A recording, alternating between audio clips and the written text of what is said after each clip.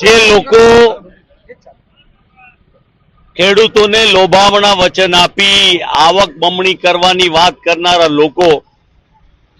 કમોસમી વરસાદ, પૂર,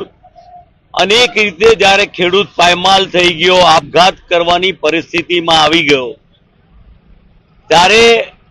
તેમને લોલીપોપ આપી 10,000 કરોડની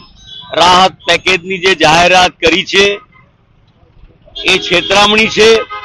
ત્યારે 1,40,000 કરોડ કરતા વધારેનું નુકસાન થયું હોય ખેડૂતોને, ત્યારે જે ખેડૂતોના આશીર્વાદ લેવા જોઈએ જગતના તાતના, ત્યારે એની હાય લઈ રહ્યો છે। ત્યારે કોંગ્રેસ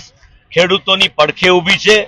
અને ખેડૂતોના પ્રશ્નોને વાચા આપવા આજે અહીંયા બોટાદ ખાતે આપ જોઈ રહ્યા છો કે ખેડૂત આક્રોશ રેલી દ્વારા અમે ખેડૂતોના પ્રશ્નોને વાચા આપી રાજ્યની સરકાર અને કેન્દ્રની સરકાર જે બંને ભાજપની છે એની આંખ કાન ખોલે અને ખેડૂતોના દેવા નાબૂદ કરે। જેમ ભૂતકાળમાં સોનિયાજીના નેતૃત્વમાં ડોક્ટર મનમોહનસિંહજીએ ખેડૂતોના 72,000 કરોડના દેવા માફ કર્યા હતા, તે જ રીતે ગુજરાતના ખેડૂતોના દેવા માફ કરવા જોઈએ।